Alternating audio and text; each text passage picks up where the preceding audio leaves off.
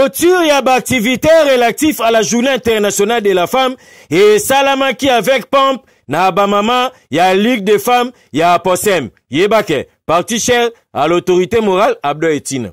Ba mama bazalaki mobondo pour une activité yango. Après hymne national, balekaki na prière, oyo et Salamaki na vice-présidente Maman Saranga Lula, la valeur ajoutée. Laisse que ta main soit dirigée entre nos autorités.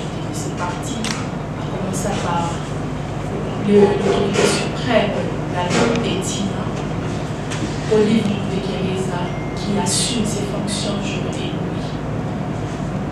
Nous sommes sous tes pieds, éternel Dieu Tout-Puissant, en train de d'implorer la grâce de la direction de cette ligue. Nous laissons entre tes saintes mains la présidente de cette ligue qui est Nadine, cette dame qui a accepté de porter les fardeaux de nous tous. Laisse que ta main soit honorée de tous, que ses pensées soient les pensées de tous ses collaborateurs, que sa direction soit la direction de tous ses collaborateurs. Présidente nationale, ya Ligue des femmes, Maman Nadine Guimana, yé, apesaki, mot de circonstances. Aujourd'hui, nous parlons de la Posem comme un grand parti, mais nous devons nous rappeler que ce parti est né à la veille des élections de 2018. Jeune parti qui doit affronter pour la première fois les scrutins de son histoire, il s'en est sorti très bien avec un député national et un député provincial. Un jeune parti qui a eu les mieux élus de la province de Maïdombe. On peut applaudir pour un procès.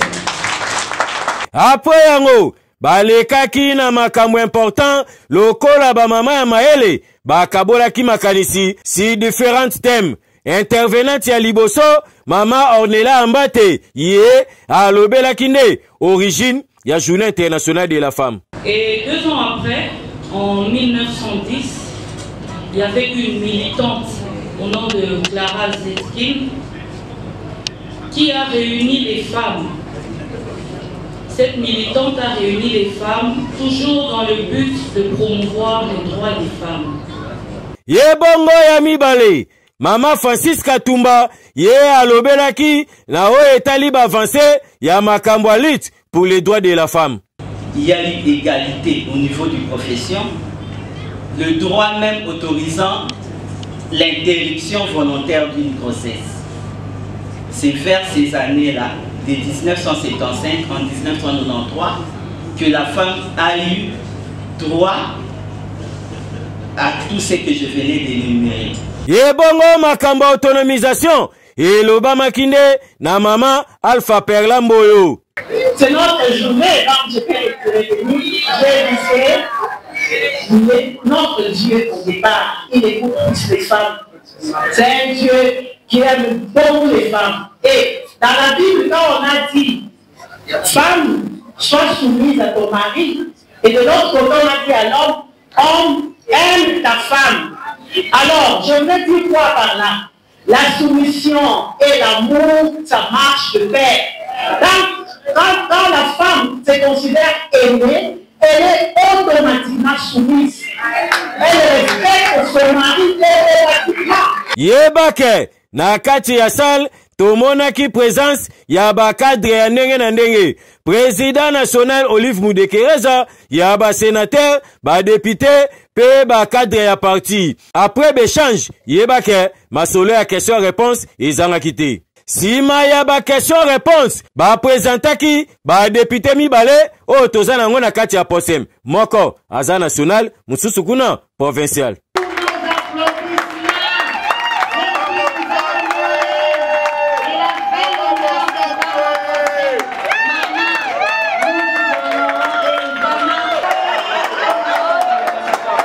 Sombele suka bisanga, e koma kinde, na tangu ya ba surprise. Ba pesaki ba mama ba kado, ba mama oyo ya Posem, oyo basalaki musana bangoma.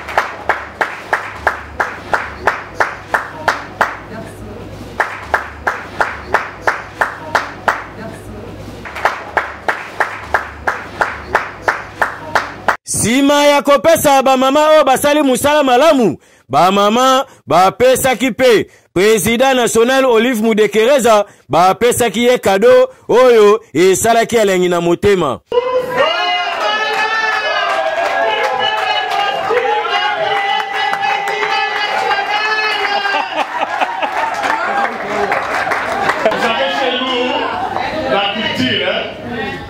Qui est aussi content aujourd'hui, fait commencer à réfléchir là-bas. Si on était aussi de Kivu, comme nous avons des fermes, j'allais amener 10 vaches. Ici j'ai une seule vache. J'allais amener 10 vaches à 4 pieds. Je vais offrir aux dames. C'est pas beaucoup. Mais je t'avais de réfléchir.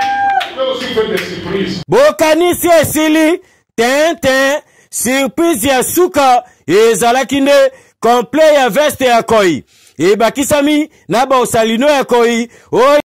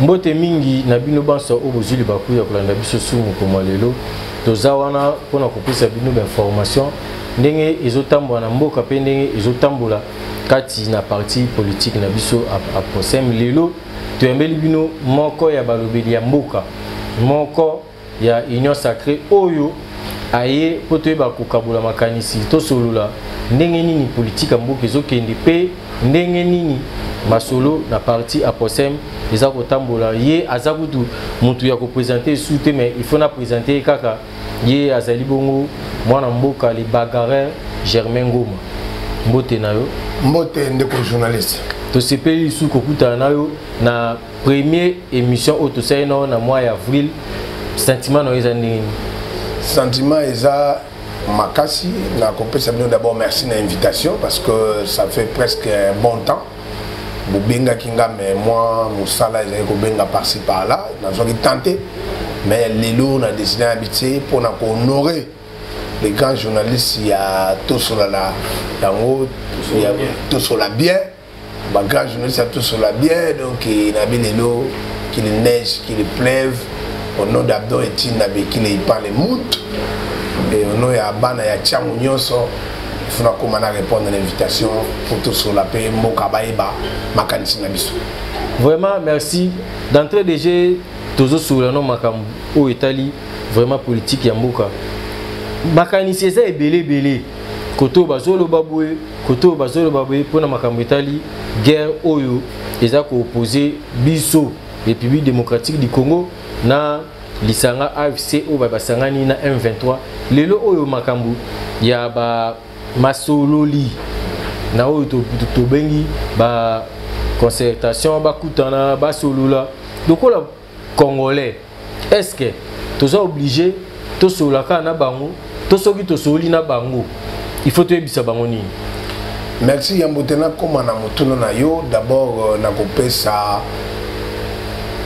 merci na nzambe oyo apesi biso mpe mabomo po tokutana ntongo ya lelo ntina premidi tosolola mpona makambo etali mboka mbote na oyo tolobaka le muntu lenkoi aliaka nyama oyo ye moko abomi Abdon Etina Bekile oyo aliaka nyama ye moko abomi mbote na yo autorité morale ya posem mbote na bakonzi nyonso ya posem à l'exception des personnes bango nyonso na pesi bango mbote na pesi mbote na bacadre ya posem je prends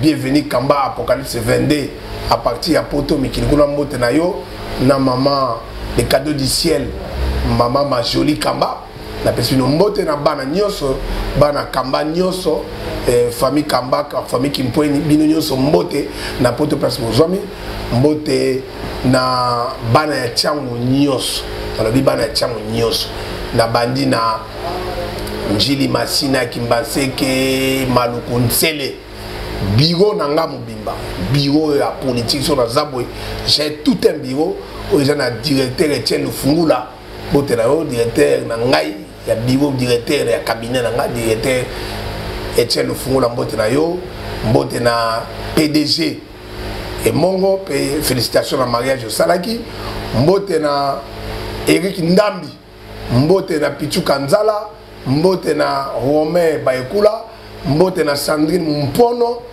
mbote na Dani Katei mbote na Die bana nyonso ya Saint-Marc mobimba ko banda sango mokonzi abe Joseph mo empereur abe don Die bango nyonso Saint-Marc mobimba mbote na bino po wana mabele jamais to ko bosana yango na yeko zonga na mutuna na yo pona koloba te ba consultation ezali na tina munene oyo tosengeli kosala pamba te politique moko te na mboka pote vanda malamu ekoki kozanga dialogue il faut bato bavanda basolola ntango problème ezali tozala bitumba munene oyo monguna agresseur eyebani mokili mobimba partout ezali Rwanda oyo ezali koagresse biso lelo toza sous occupation oyo ba province na biso ya Sud Kivu na Nord Kivu ezali na maboko ya banguna na ba imposteur na ba terroriste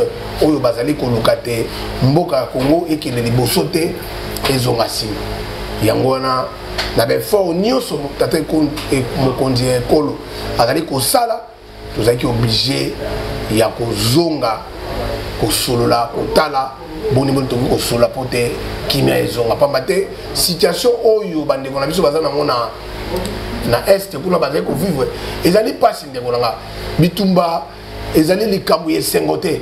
Alors tata ekolo mokonzi ekolo Félix Antoine Tshisekedi Tshilombo Fati Beton la pongité, il doit se battre pour que solution et mon endroit paix la trouver. Alors pour trouver la paix, pour que paix contre la Katia, la ville, la province, sous occupation, l'agression rwandaise, et c'est la biso, tout va autour d'une table et tout cela. Voilà pourquoi nous félicitons les chefs de l'État pour cette ouverture. D'un côté, il y a côté Basango Bazalek, côté Mbola Solo, la Pona Kimia. De l'autre côté, à confier ma consultation dans ma boucle, il y a conseil spécial en matière de sécurité. Je crois que tout ça va converger dans un dialogue pour que la paix puisse revenir à l'est du pays. Mais les Congolais, pourquoi pas Tobundaka moko mokonzamboka adekeka guerre tobundamba moko en lieu place tozonga susu tobandaka lisuku kosola au moins teke tokoko koya susu na mbeba oyo régime akali koya kinango baya suto kabola ba poste. Non, les problèmes c'est lesquels? Je crois que les complots ya Congo zali kalikamba Congo zali kama sur le plan international. Il y a beaucoup qui cherchent aujourd'hui par rapport à la richesse, par rapport à Nkita au Congo Zanango et zali convoiter dans ma pays et belé. Voilà pourquoi les Rwanda, Oyo, Paul Kagame, président à Rwanda, vu les devants, il y a qu'on utiliser les gens qui n'ont pas le patriotisme pour que Bazalo va violer, va massacrer, va piller, va richesse, va macamions. Alors s'il faut aller par la guerre, vous savez combien de morts? Déjà depuis que nous avons compté combien de morts? Il y a une photo que Nzela Bitumbati. Nzela Bitumbati sur ce terre. La guerre se prépare. Nous sommes là pendant la guerre. Parce que nous pouvons nous dire aujourd'hui, nous avons perdu peut-être la bataille et non la guerre.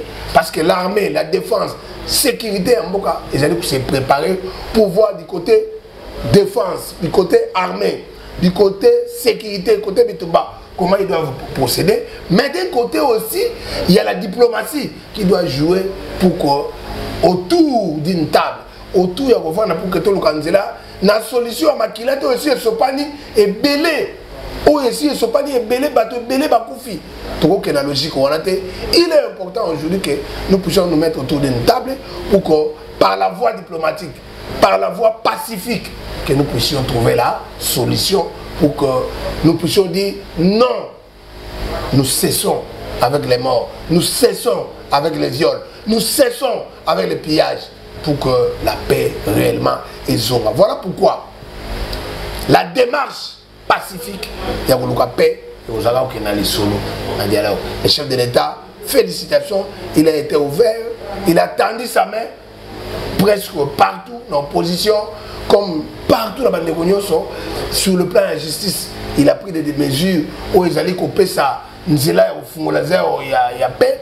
Sur le plan de la défense, je crois que de ce côté-là, il a pris aussi des dispositions sur le plan de sécurité, il a pris aussi des dispositions et sur le plan politique et diplomatique. Voilà, les consultations sont là. Voilà, de l'autre côté, on a siégé pour que Bappé ça va sanctionner un groupe de terroristes. Depuis Nzela Nzela okende na kimia et okende maponami pona ko leka na bokonzi ba on ba préférer nototika Nzela maponami futo ke Nzela menduki oh bazoko bosa ke ba ibozo bo malelo lobby bo ba ke makina na bango yo ganga mboka oyo ya Lumumba ya Malula oyo mboka ya Simo Kimbangu mboka ya Kasavubu mboka ya Kungu Pemba jamais mboka oyo ko continuer au cinéma kila pour que lobby Congo ezala toujours na passe moins en développement exact parce que yo yebi que tant que bitumba ezali tant que guerre ezali développement moyen ya na mboka ezali te sima voilà pourquoi que toujours encourager démarche pacifique au mamiso na lisolo pour que la paix puisse se retrouver que bande ko comme na kini mais to côté marambo consultation bande ko mingi ya opposition bango ba lobby que Félix asalaki makambo na ye moko mutabandaki yango asilisa ye moko est-ce que Congolais solo patriote solo a connu qu'on a un argument bon. Dans le cadre, d'abord, je dois quand même féliciter parce que la consultation est au propre na kati ya ndako ya union sacrée en moment. Je crois que dans le premier gouvernement où ils allaient en place, il y a eu aussi des choses qu'on devait corriger. Je vous donne l'exemple du règlement politique AAP. Par rapport à la formation politique, il y a Abdon et Tina Bekila Ipan. Il y a Ngaï, il y a Yé, il y a Laurent Ngila, il y a Olivier Ndekereza, il y a Lengwa Paul, il y a Kagembala, il y a Ntoto, il y a Belmondo, il y a Kambasi. Parti naïe, ils ont plus de députés, plus de 20 députés nationaux, plus de 25 députés provinciaux, sans compter les sénateurs, les gouverneurs. Mais voilà, nous étions oubliés. On n'a pas été récompensé par rapport au effort ou tout ça là qui potait. Mon Konzamboka a plus de voix à Zouaki. Mais que cela ne tienne, comme nous sommes patriotes, parce que nous sommes Bolingo Mboka. Nous avons travaillé et voilà aujourd'hui, il faut d'abord commencer à réparer au sein de sa propre maison. C'est ce qui a été fait. Félicitations à la conseil spécial par rapport aux orientations données par le chef de l'État. Je crois qu'après, nous avons tendu la main. Et en opposition, il n'y a pas de nom des gens. Ici, ce n'est pas les besoins. Tu peux pas poser la vision personnalité. Ce n'est pas poser la vision égoïste. Il faut s'oublier soi-même. Il faut s'oublier par ses intérêts égoïstes. Donc, et non peuple. Voilà pourquoi ici, je prends les peuples témoins. Le chef de l'État a tendu la main quand il avait rassemblé tous les membres de l'Union sacrée pour dire qu'une partie de votre corps qui est déjà malade, vous allez laisser et que vous allez vous dire, bon, vous là, comme ma jambe, vous êtes malade, mais nous devons affecter les colons. Oh, ils sont malades. Voilà pourquoi nous disons, venez. Mes chers frères, le chef de l'État a tendu la main. Il est ouvert aujourd'hui. Bon, non, à Fungamarate, à Bengabisote, à solliciter à Gabisote. Voilà, il vous a appelé. Venez, allez-y passer vos PC Makanisi pour que lobby. Bon, Moko, tout ça là est fort. Total là, tout beau ça là, nous autres. Tout le monde il y a Bissomoko, Tomi Bossana, total là, nous allons construire pour des solutions et mon nana, la bande de la mission, et ce va dire qu'on souffre, Boutumoy. Pambaté ba soldats rwandais bazali ko violer bazali ko piller bazali ko sala ba insécurité moderne alors bande ko na bazali na pasi tomitala que est-ce que nous voulons les peuples ou nous voulons nous servir nous-mêmes. Si nous voulons les peuples, laissons nos égos de côté toya to sangana pour que total dans la même direction avec Tshisekedi Chilombo to lukandinga nini ya ko tala liboso pote guerre oyo et si là paysons pour le développement et contre la morale. Vraiment, tu as des politiciens congolais, surtout dans l'opposition. Tu as des Congo, ce qui est le Congo, na opposition, na majorité, na société civile, tu as en place. Donc, tu as en place pour te bozalaki na AAP tant ba gouvernement bimi et salaki mwandenge salaki lelo tant bozongi na AAP bozozilani.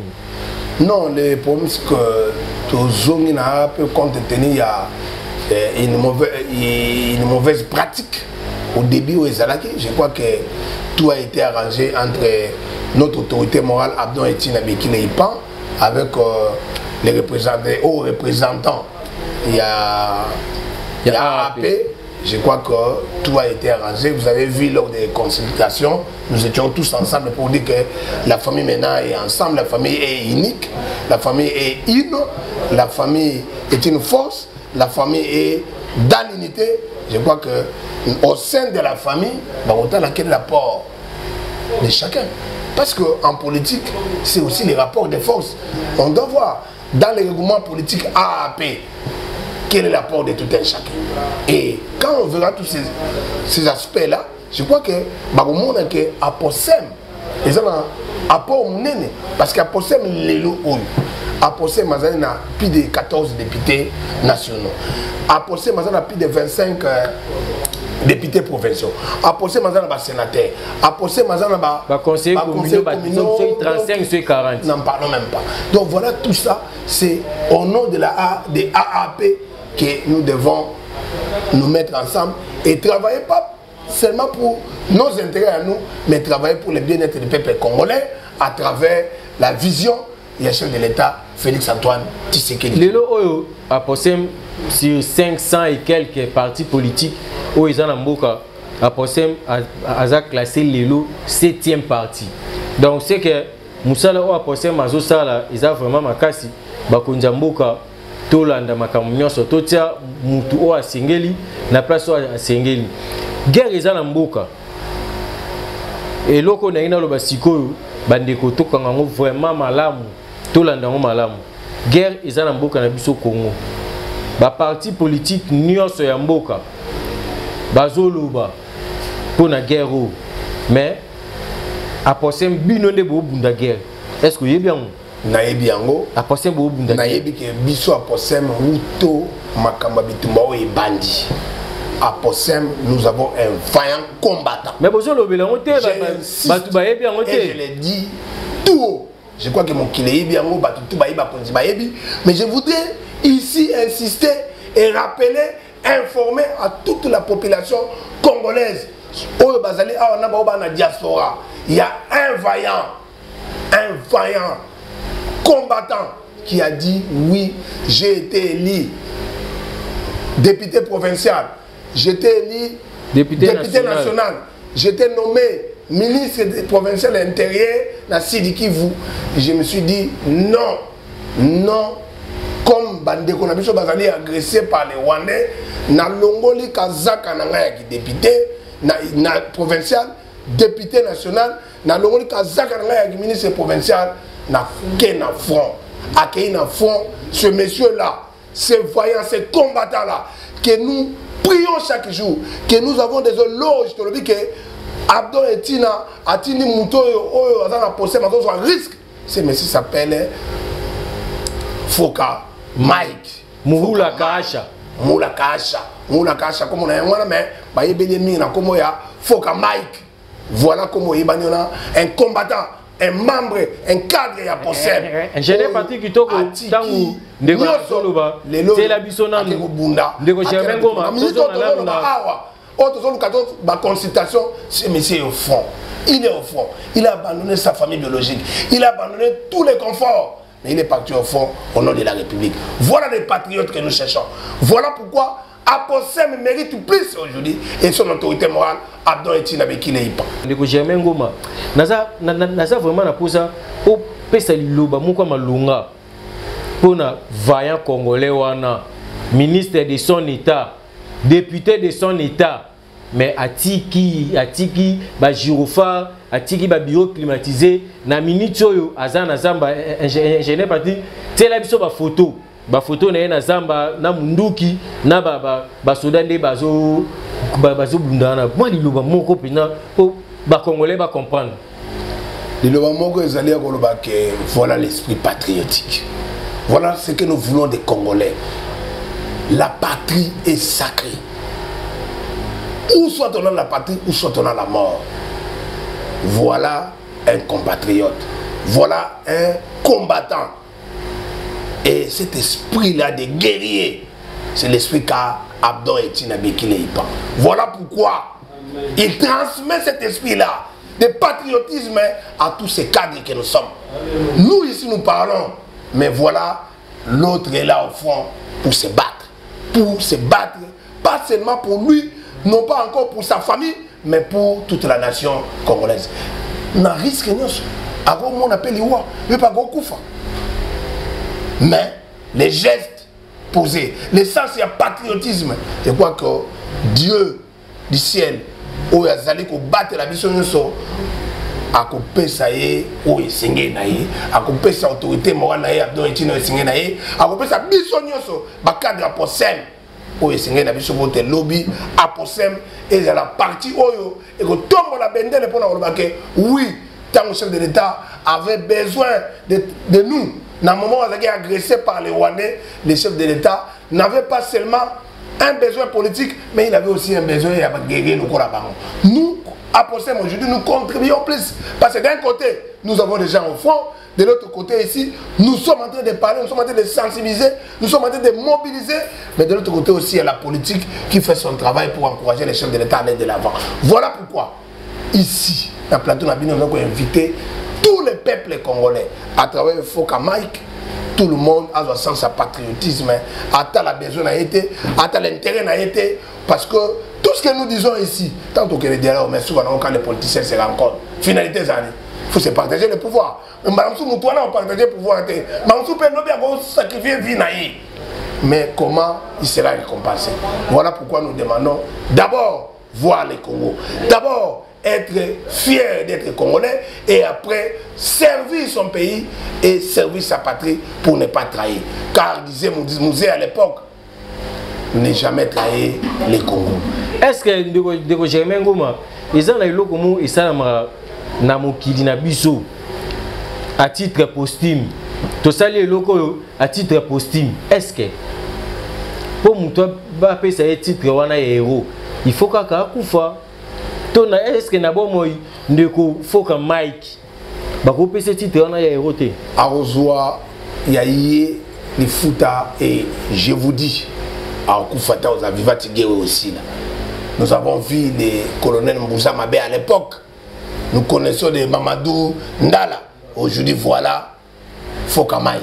Oyo Moko, il y a pionnier et il y a Possem. Parti cher. Et honorable Abdon Etina. Félicitations mon conduit. Nous sommes là, notre frère au front, Toza Simanayo, Bendele Okoya, jamais. Simanayo, Simaba Wazalendo, Simaba FARDC, pour te lobby, Munguna la bouteille dehors, et Guéro ici là, Pezonga, pour que le développement soit en Amboka Nabiso. Voilà. Vraiment, Topesi merci. Nabino Nanso, oh, Bolanda Kibiso, Iloko Moko, Torosenga, surtout dans les jeunes Congolais. Slogan Toro Mikolo Congolais tellement côté Kambuka na oti. Tous à la attitude ndeko Germain Ngoma lobara attitude militaire. Ya on a ebisa bino ngai ti toko sisa bitumba oyo na bandola tera tenir ba soda. Soki ezaya ya maboko bakata kaka couleur oyo. Soki eza pantalon kaka couleur oyo donc na ozala kaka boui pona kolakisa soutien na ngai na ba soda na biso soutien na nga na mokonza mboka ya Fati Beton pe na ba peuple congolais nyonso na ba wazalendo ndeko Germain Ngoma tokomi na suka ya masolo na biso lelo moi liloba ya suka pona kosukisa liloba suka na pesi matondo mingi na bino boyamba inga na plateau na pesi pe merci na bandeko nyonso bazali ko na biso mingi penza na epai na ngai na pesi madame na ngai Mimi Mboma merci na yo madame mon épouse. Je salue ma grande sœur Francine Ngoma, je salue ma petite sœur Virginie Ngoma, et je salue Banae, Alain, Steve, Bananga Ezosé, Merson, Eli, Emmanuel. Nzambe asunga Congo, Nzambe apesa tata mokonzi ekolo makasi, Nzambe abinisa Congo pour te kimia na SZonga to soutenir ba FARDC na ba wazalendo bazana kati ya fond bazali ko bunda pour te lobby mboko ekeli boso. Ba Congolais nyonso bazali ko interpeller toute la jeunesse en commençant par d'abord les jeunes à Kinshasa, les jeunes partout dans la province de Moko. Les pouvoirs pour Zouango, il faut que ma ponami. Pouvoir dans la bitumba, on peut se société parce que pouvoir makila jamais et foutak. Pouvoir makila et que les bossoté. To soutenir Mboka, to bossa na ba ego na biso, to lukate Mboka na biso ezala. Nzela moko ndenge ingénieur Bambi en vie. Mon continent on attend le baka. Tozala toujours unis pour te Congo et Kinde Liboso. Mes remerciements à préfet Colin, le meilleur préfet ya Kinshasa et à Congo et puis na pesi na ba sango nanga abe José Moussoubao. Merci na ba prière na yo abe Patrick Moala merci et abe Augustin Koussinza merci abe Augustin Pofwa merci abe Valentin Mwemba merci abe Yves Koko Bolinda merci Nzamba Pambola pour te prochainement tokutana merci encore Nabino Boyambayenga, merci peu na esika wa kitoko o ezali espace oyo autorité morale Abdon Etina. Merci pour avoir doté ça à tes enfants pour que lobby apporter mes accords à niveau ya makanisi ya koloba na politique apporter mes accords tout vendre tout te apporter pesa na etando ike pour permettre que Bassangwa possède et que les bosso au tient sous bas moyen et belé pour que eloko oyo prochainement et ça la luxueux tant bato yaba mona ke awe mati courage nabino. Le début a été toujours difficile mais je crois que avec le cœur car Abdon est une autorité morale à Routchaba moyen et le lobby pour savoir journaliste aminen peto ko lembate to banda ko leka awa chaque jour pour que bendele ko ya jamais Congo et que les bosso tout cela bien et ça toujours na top pour que monsieur ko ya jamais. Nous serons là, notre porte restera toujours ouverte à tout moment. Frapper, nous y serons pour dire oui, pour dire non dans la sécurité pour que bisogno soit bongo et le on avait un petit n'a ressources dans le bac. Aposem toujours présent. Aposem toujours présent. Aposem toujours présent. Présent. Abdon Etina, autorité morale. Fatih Beton, Foumambanza. Merci, maman Nadine Ngimana. Tchama Bogonayo, Pesa Maganisina, maman Sarah Ngalula, vice-présidente et Ligue de femmes. Alors, maman Nadine, maman Sarah. Bino yoso le boko moko pote aposé mekele liboso mutu nous sapi moko et le racine mutute c'est l'effort l'union fait la force travailler main dans la main travailler dans l'harmonie travailler dans la paix pour que aposem basi aposem bato mo la aposem parce que Abdon et Tina Bekile attire d'abord la valeur de la femme je crois automole Abdon automole ba maman automole aposem automole ba maman aposem automole Nadine automole ba maman aposem automole Sarah donc soyez unis pour que aposem et là toujours unis pour que lobby mongona kotate merci. Merci na autorité morale Abdon Etina Bekile ipan le muntu Nkoi Alia Ganyama Oyabumi.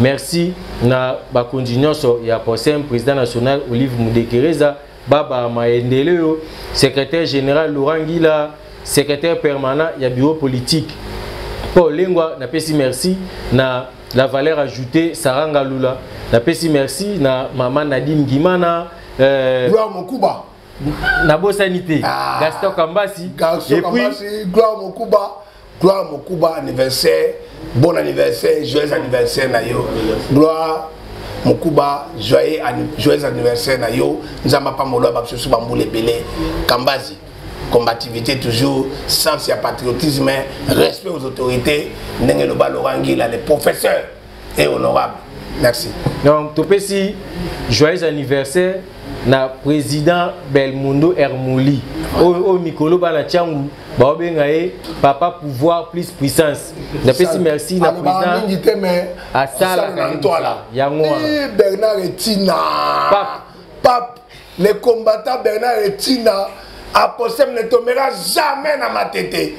Vous méritez Bernard Etina, vous méritez courage, bravo. Le ballon ça rien qui s'allume dans toi là comme Belmondo, mon fédéral. Respect. Merci, Tokutani Mkolezali Koya.